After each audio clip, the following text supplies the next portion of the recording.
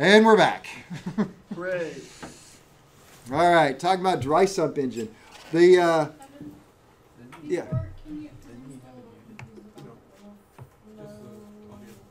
Okay.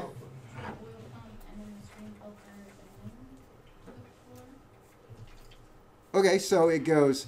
It's always going to go from the oil sump through the suction, from the suction screen to the pump, from the pump out, and then from there it goes through the next screen.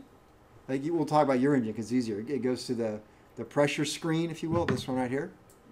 Then from here it's going to go to the oil pressure relief, and then out to the engine.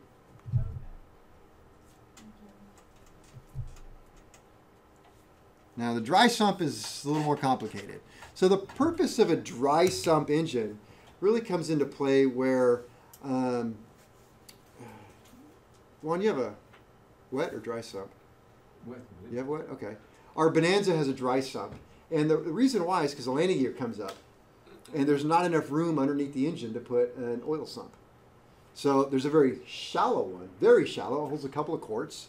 And from there it's got to go to another tank where most of the oil is held up on the firewall because there's not enough room for, like I said, the sump and a nose wheel to come up in there.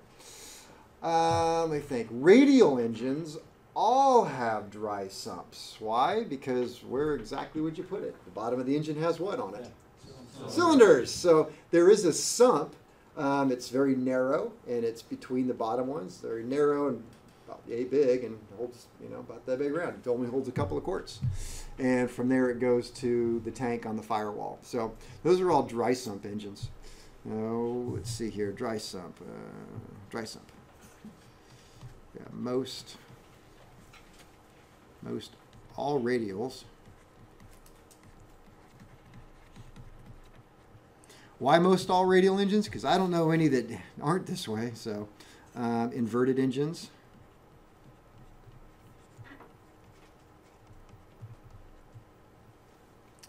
Some opposed. Engines. Like I said, the V-tail Bonanza is one of them. And that is due to clearance issues.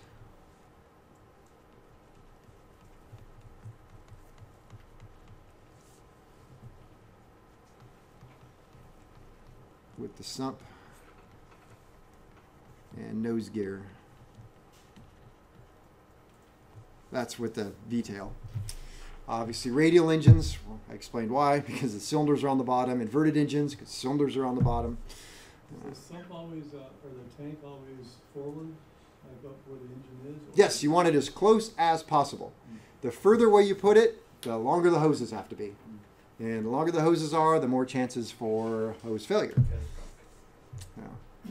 All right, I forgot. Yes? It's basically like, the other day I walked by the little, should have got the name? The Rotax? Rotax. Uh-huh. It has a little tank sitting right next to the engine. That one also has, that's liquid cooled. So, Okay. yeah, I think that one's got same thing, if I remember correctly. All right, so let's talk a little bit more about the operation of the dry sump.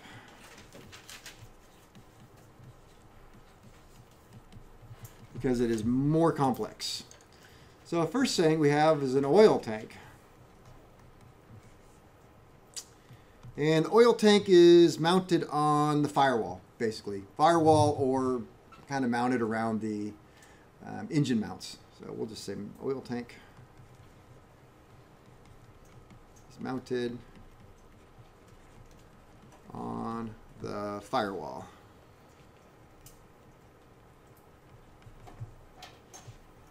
Now, let's say one for each engine. One for each engine. Because you wouldn't want to have just one oil tank to feed multiple engines, because what if there was a catastrophic failure on one engine and it made a bunch of metal? You wouldn't want to contaminate a central oil tank. You want to keep the contamination.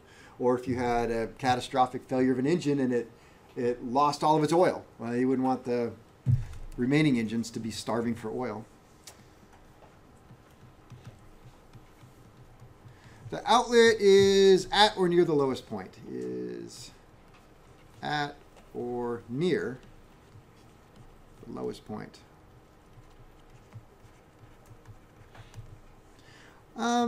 Oh, good. I do mention. I was going to say that's not always the case. And as I look at my notes, I made note of that. Second outlet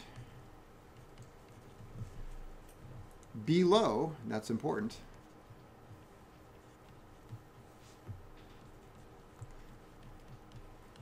Below the normal outlet may be provided.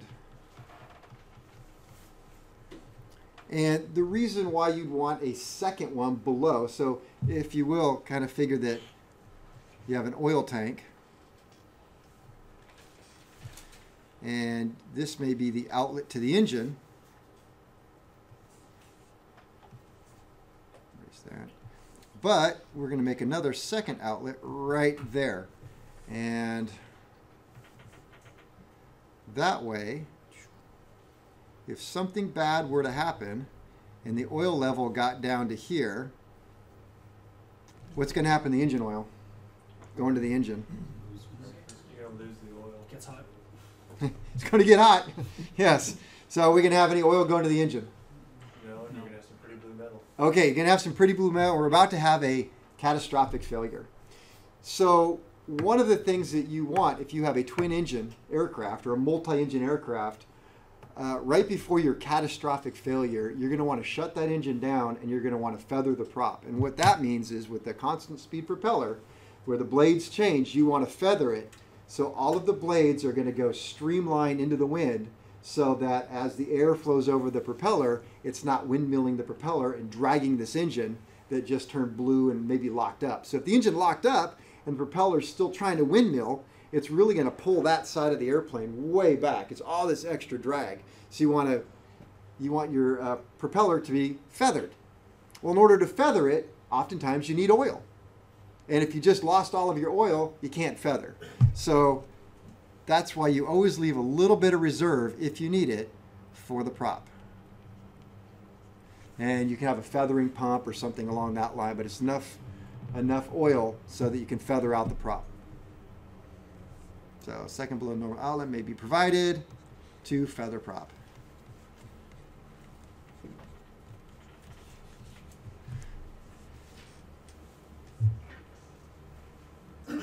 Of course, after a loss of all other oil.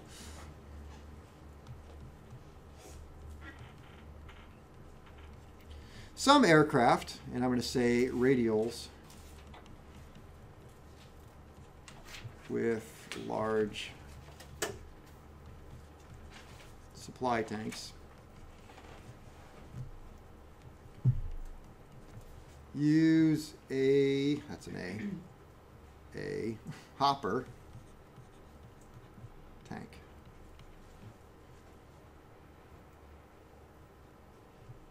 Hopper tank.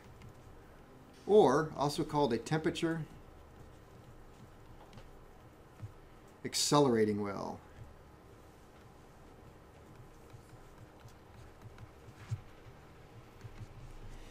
And the purpose of that is because radial engines use such large quantities of oil, like the smallest radial pretty much in normal production. I'm looking at the Stearman.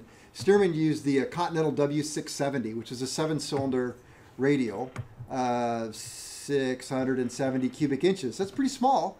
It uses 6 gallons of oil. That's just normal. And so think about the warm-up period of 6 gallons of oil. So you have all this cold oil, and the engine starts to warm up, and it's kind of like the engine's going, are we done yet? I mean, just finished warming up some oil, and you keep feeding me cold oil. So you're going to be feeding it cold. Quarters to gallons. What's that? How much quarters make a gallon? 4. So it's 24 quarts. Oh, so 24 quarts. So what you can do is have a temperature accelerating well. So I don't know kind of the way So here we have our big